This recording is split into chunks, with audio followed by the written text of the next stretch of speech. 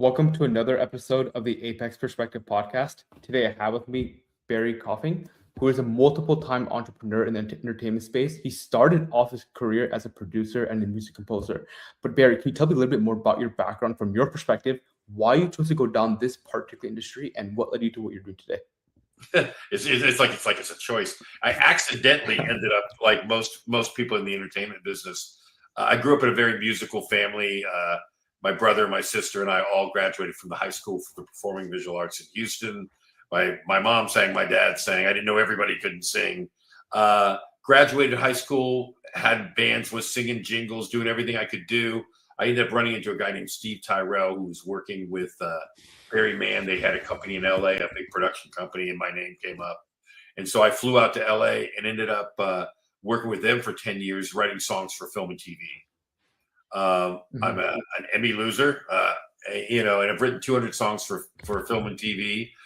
Did that, and then started branching into. I really liked scoring films, but a lot of the independent films didn't have much money, so I would take the job. I would call myself music god.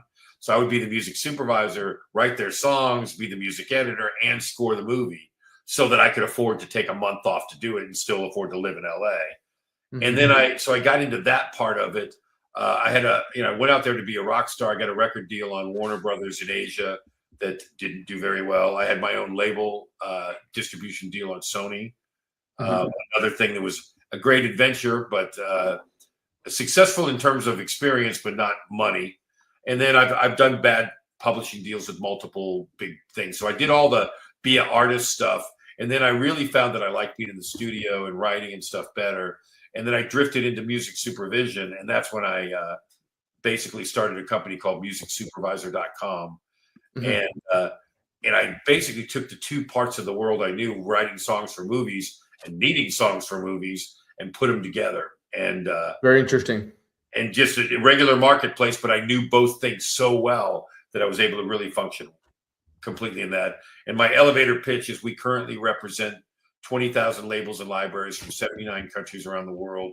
We're pitching 10 to 15,000 songs a month, and we put a song in a movie or a TV show every 72 hours.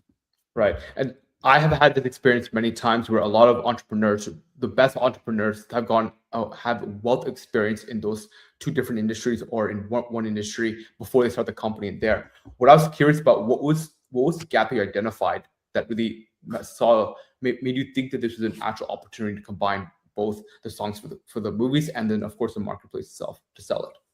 I just saw the need. Like, there were a million softwares to help me create music. When I needed to license it, there wasn't one. And so I actually had moved my family. My dad had a stroke. And so for family reasons, I moved out of LA, moved my family. I had a wife and 4 kids, very expensive to have in LA. And so I met with some Texas oil men and said, hey, I've got this idea, and it was like, well, my wife likes movies and I like movies. Will 50 grand get you started? I mean, they understood high risk, high reward. So most of my stuff was oil money, some doctors, and a few people thrown in. And we raised about 1.8 million, and that's what I launched the whole thing with. Excellent. So as far as this particular marketplace, when you talk about specifically movies, is there a particular genre, or is this for all particular genres? Anything. Yeah, okay. I mean, there are people, if you're creating music, the smart thing to do is just to pick a niche. I do big band. I do Latin. I do this. And that way everyone in the industry gets to know you. But if you're trying to service, like I'm a B2B company, so I service the other music supervisors. And so the first thing I did is for 5 years, I traveled the globe signing every Lithuanian flute player. Because I never got in trouble finding rock, and pop, and hip hop. Turkish dance music, I'm panicking. So I signed all those guys. And that's how we built our reputation. They thought they didn't need me till they needed Chinese funeral music. And then I got it. Right. Okay. So this is probably a more of an interesting industry, because we don't really hear much about this as far as this podcast itself. My audience is not fully acquainted with the entertainment industry. So I was curious about, when it comes to the movie specifically, you said all kinds of songs and all kinds of music. Are we also talking about scene by scene music that are potentially in the background, or are we talking about overall theme songs? Yes. So I've Okay. been involved in all those things. In the '90s, working with Steve Tyrell and Barry Mann, I did and other people. I did 72 songs of vocal arranging for Kids Incorporated for Disney. I did 5 years of California Dreams, including co-writing the theme on that and a great number of the songs in the series. For Spelling, I did a TV show called The Heights. I co-wrote with Steve and Stephanie Tyrell a song called How Do You Talk to an Angel? That was a #1 hit in 54 countries and got us our Emmy nomination. So I knew I functioned at a high level. Whatever it was they needed to write or produce, that's what we did. Okay, got it. And when you started this company, did you have co-founders, or was this you solely by yourself with the capital? I had one person that was with me at the beginning, and that didn't work out, Okay. and it cost me $200,000 to get rid of him. And then I've got investors and stuff, but in terms of the founding and stuff, I've been kind of a solo entrepreneur on that. Although I'm in the process of trying to put together a really good team now.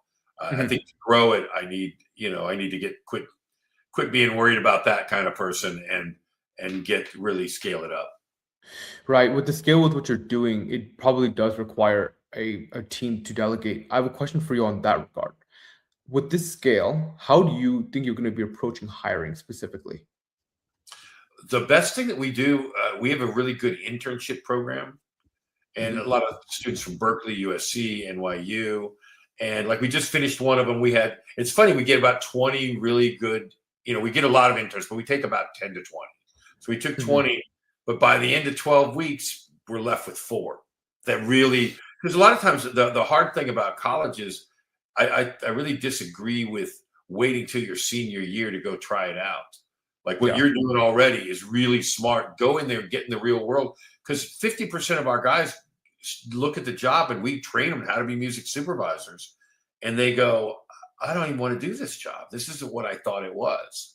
And other people love it. So we've got people that are working at ASCAP. We got people that are Sony. One of our Ashita, one of our people. Like when you're asking how we hire people, we hire more than 50% of our hires come from our internship program. Right, because you need to understand what they're going to be like.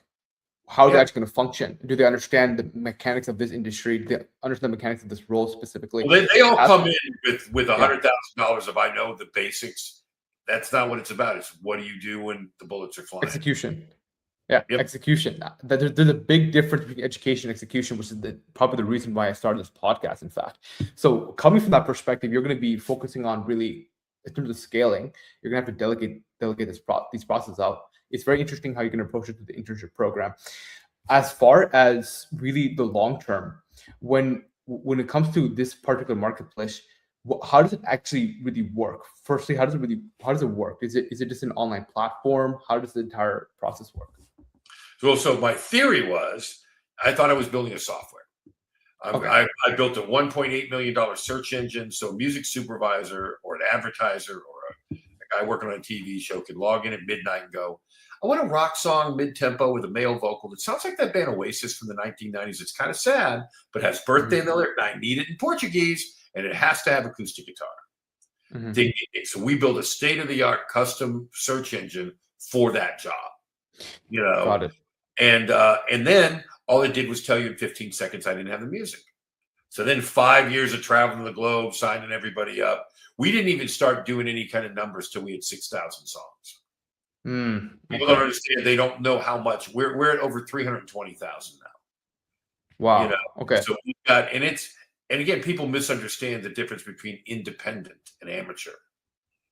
We've got people whose names you would know that are in there. Once they're off the major label or they've got control back, hey, they're ours. They still need somebody to pitch them to film and TV.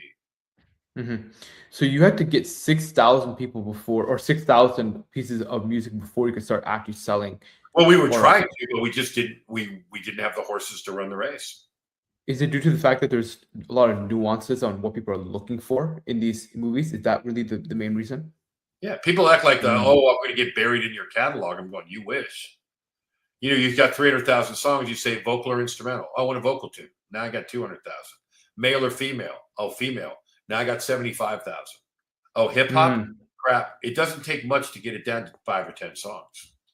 So before this, how are I guess music, or how would this be approached by people who are They, running they were production? it was stone knives and axes. They were surfing the internet, calling their friends, going to labels, looking on, even now you look online, but just because you find them online, there are all kinds of legal rights. Who wrote it? You have to have the permission of all the songwriters, all the Mhm. publishers, and the band, whoever performed it, who owns the master. Maybe the band, all of these things have to be signed off on and cleared. So the rights, the variety, these are all things that were not available before, but then now we have it all in one unified platform here. Yes. And Okay. And that's why we did so well. yeah, that's, I mean, we can already tell by definition it's extremely valuable. But another question I have for you is, when it comes to these specific movies, are these like bigger movies? Are these lower budget movies? What kind of movies are these that are where the producers are looking for music from this platform? Can I show you something? Yeah, Yeah. of course you can. I believe you have access. You should have access to share Yeah. something. Yeah, it does. It says that. So I have a share site. So let's see how I do that. Yeah, we can do the present or invite. That's interesting.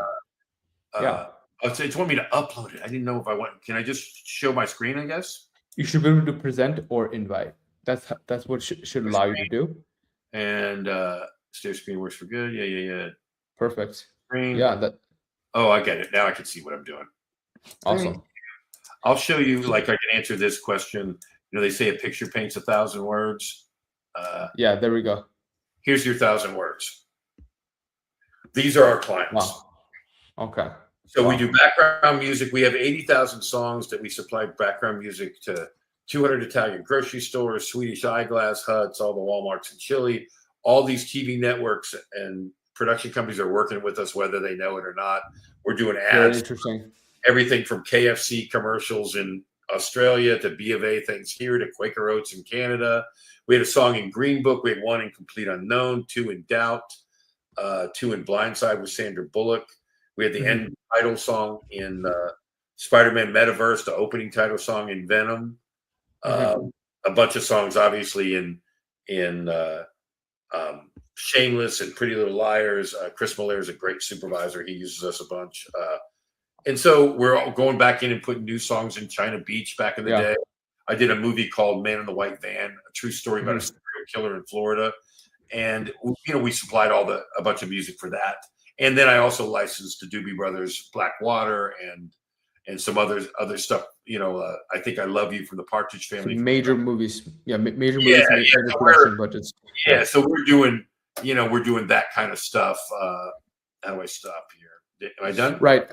Yeah, you're done. Perfect. Don't worry about it. So what was interesting is that if you look at a movie, if you think of a movie, a lot of what people think, a lot of what the public perceives it to be is probably going to be that whoever's responsible for the music department of that production budget is reaching out to these artists, but there's a different process being involved here, and even these companies are not maybe aware that they're getting it from this particular process as well, which I find quite interesting. For us, we are the dirty secret for the supervisors.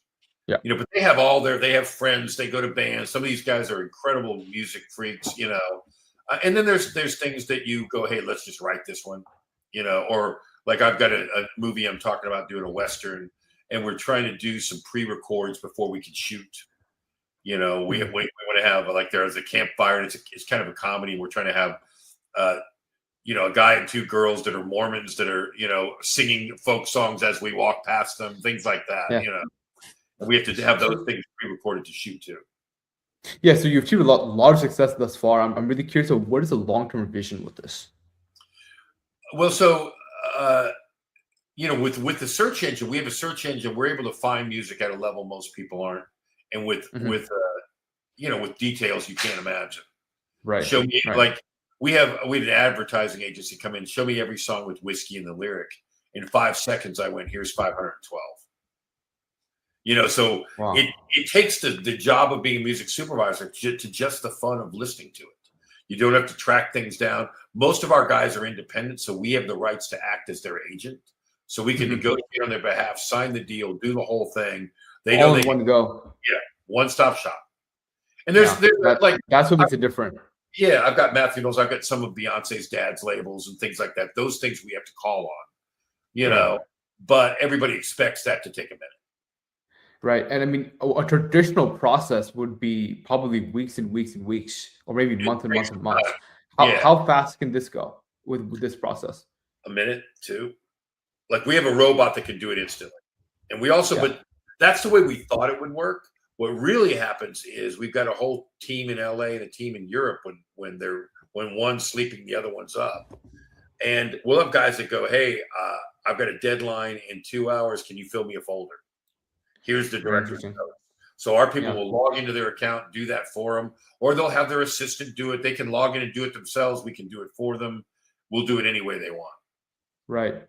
Well, this is solving a very extremely and complex issue for people who are responsible for the music in these movies, right? There's always these nuanced situations in these scenes. There are particular word, even it goes down to this a singular word sometimes. Maybe it's a male or female producer. So it's a very complex issue that this is definitely solving, and I can see the reason why it's so successful. Now, what I'd like to do now is go ahead and shift this conversation a little bit more about you, Barry. And the first question I have for you is, what is something about you or your life that you wish more people knew about? Which more people knew about? Yeah. Um, I think the biggest thing that I do is I have a nonprofit called Sustainable Artist. So Mhm. myself and a bunch of industry professionals, it's our give back. So we take it, like we just finished a spring, we call it Springboard. The idea is to get them to the next level. So we Mhm. had 550 bands sign up. We took 40 of them and did a 2-day conference for those guys specifically.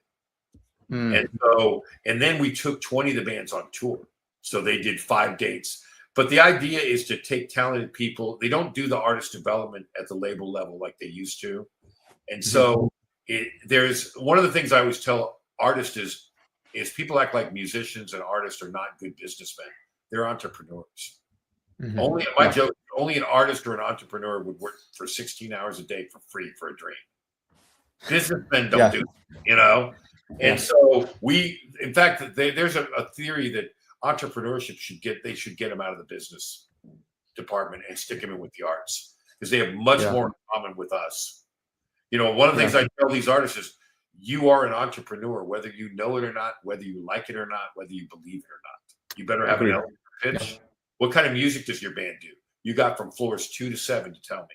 Oh, we're a prog rock band. We do this. So we practice those things. I do live pitches where I'll bring in the music supervisor for Grey's Anatomy and somebody from Disney and somebody from Fox. And instead of doing a traditional panel, we call it a moment of truth.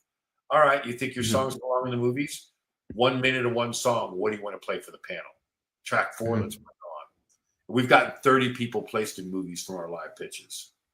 We do the Okay. video. We do, we've got podcasters. So we try to make a difference. So that's the thing is that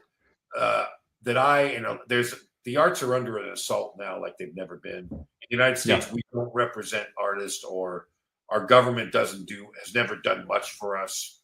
And right now, in their defense, it's moving so quickly they don't have a prayer. So we're going to have to help save ourselves. So that would be the one thing that I would say is that I'm deeply involved in independent music and making sure that it goes on as an art form because it's a little bit in jeopardy right now. What do you say is the biggest difference between you in your 20s and you now? I know a lot more. I know a lot more people. I'm having as much or more fun. Because it's a lot of fun to help people and to do this stuff. And there's a lot more when you've had experience.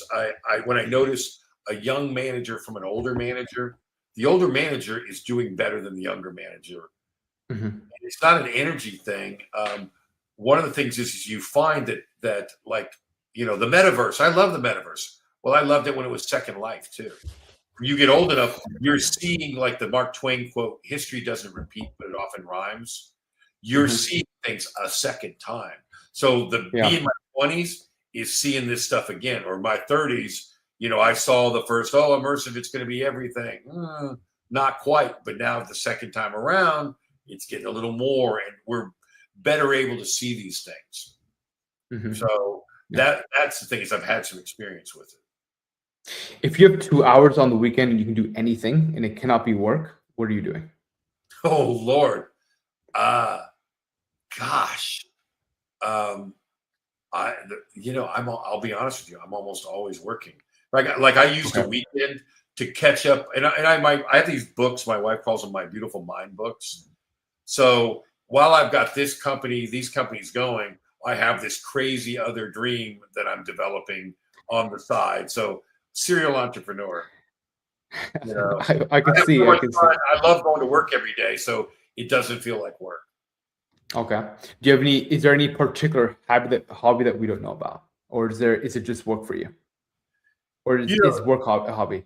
yeah, the work it's the work. I have things that I like. I like sustainable energy. I find that I kind of feed my brain a lot of other different things Mhm, uh, that are not necessarily in my wheelhouse. I'm mhm, on a calling group where people with the United Nations and this and that and the other, mhm. and where I'm the dumbest guy in the room. I'm there for comic relief, and I find there's a lot of things you can learn from one art area or a hobby or whatever, and flip it into your stuff. So I'm always trying to feed myself new new knowledge and new experiences. Love that. So what I'll do now is share a very quick perspective regarding fitness and health, and we'll go ahead and conclude the podcast with Barry's plans for this year, whether that be professionally or personally. So the main perspective I want to share today is really about how we can make a fitness and health approach as time efficient as possible. Barry, as you know, a lot of my viewers are entrepreneurs, executives. So how can I make this advice as relevant as what I would be asking the question? So if you really look at what a lot of people do, is they overcomplicate making a physical transformation. The idea is, can you really dive into what is the actual requirement of making a physical transformation, and then restructure the pathway to do that in a time efficient way. That's the idea.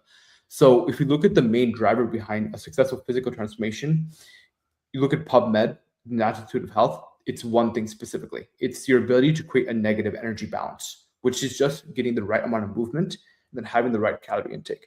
Out of these two, what takes their time? It's the movement. So how can you do that in the most time efficient way possible? Instead of focusing on a gym dependent approach or a location dependent approach, focus on something that's location independent. Why? Because you can do that anytime, anywhere, as opposed to one fixed location. So the idea is, can you create an approach that is not requiring you shift your schedule on for it, but rather it can adapt to your schedule specifically. What I would specifically recommend is using something like step count, because step count is something you can do while you're listening to our podcast right now. It's something you can do while you're traveling, and it's something that you can leverage essentially while you're also multitasking, like taking a call, taking a business call, listen to a podcast like this, or anything else like that. That's the idea. Is, can you really identify what is required to make this transformation, and can you figure out a more effective pathway to do that? You can use the gym, you can use these other approaches, but they're not going to be nearly as efficient as if you restructure to be location independent.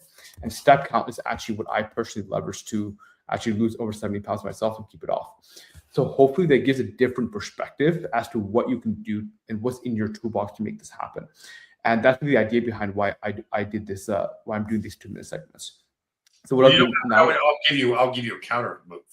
So the go thing that ahead. I did is I take two little 10-pound weights, and it can be two Yeah. soup cans, something small like that, and I do super high, low weight, high reps. Yeah. I basically lift what is the equivalent of 2.5 tons before breakfast. Before I go out, no matter what, I don't leave my bathroom. I don't go downstairs until I've done that. Very And disciplined. they say, if you want to change something in your life, change one thing you do every day. And that I thing, agree. we're also building muscle. The other thing I do is I do like they do in circuit training. So I'll do like a bench thing, then I'll do curls, then I'll do squats with it, then I'll do this. So I'm always racing the blood so it gets a heart rate up. And when Hmm. you're older, I can't sling around the weights I used to, Right. you know. And so now I'm not tearing it up, but I am getting cut like you can't believe Yeah. just by doing the high reps. And so Yeah. the thing that I do is I try to play games with myself. I don't get to do anything else till that task is done. Right. So that is It's low weight, high reps is more focused on the endurance part, and that burns a lot more calories. So I can absolutely imagine why that's been extremely But it's efficient for also you. building muscle, and that burns calories. And muscle, right? And then if we talk about putting on muscle as well, I'll also say this as well. I went from, I think it was 35-pound dumbbells on shoulder press up to Yep. 75s. I Yep. started repping 75s by only going once or twice a week. The reason I was able to do that is because I only focus on getting stronger each week. So when it comes to putting on muscle, if you can consolidate the requirements of that too, you can also be very efficient. You don't have to go to the gym 5 or 6 times a week. You want to identify what moves the needle and how do you do that in the most efficient way possible. That's been my entire thinking process behind kind of health and fitness in general, and also most processes. You got to recover too. You can do a 3-day agree. push pull. You know, you do all your pushes, all your pulls, and then legs. Anybody like I trained. I produced a bodybuilding rock band. Every one of the guys was a bodybuilder. So spending 3 months with those guys was ridiculous. You know the stuff that you can do, and again, it's a lot of recovery time. You can overtrain. That's what I did when I was young. The key to actually, which is actually more advantageous, is if you get more rest, you can actually push harder the next time. That's why going 2 or 3 times a week is more effective than 6. That's just my own personal experience as well, and from what I've seen from other people, is you can push a lot harder and then make strength gains a lot easier. Strength gains equate to more muscle mass in the long run, of course. As well. The other thing, do creatine, big time. That is my all-time favorite, and you can't do like 5 milligrams. Do 20. You can break it up into 10 and 10, and it doesn't make you anything other than it puts more water in your muscles, so your recovery's faster, and you can work out harder. That's all it does. If you don't work out, you're not getting any muscles. You're not. It's a natural thing. It's been studied. But that, of all of my favorite things, supplement wise, that one has been. It's enabled me to do more.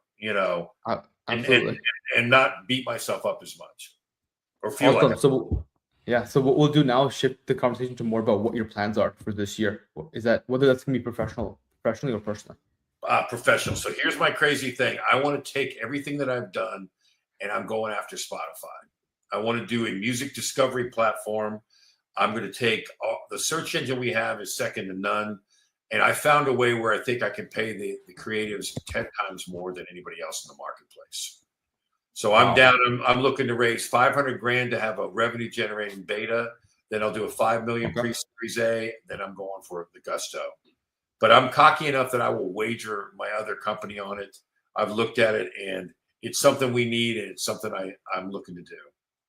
Where do people learn more about that work and more about you in general? If you go to wegetartists.com, you can start to see there's a Revolution tab at the top. It'll hint at what we're doing. Okay, awesome. Well, Barry, thanks for joining me on the podcast. It was a pleasure. I really like the gap you're solving with this, with the especially the music industry and specifically movies. There are so many different circumstances where you're going to need a very specific kind of music, and I think the way you've been solving it is very, very effective, and of course has a strong track record already. So I appreciate you for coming on. It was a pleasure. This was Aryan Mohindra and Barry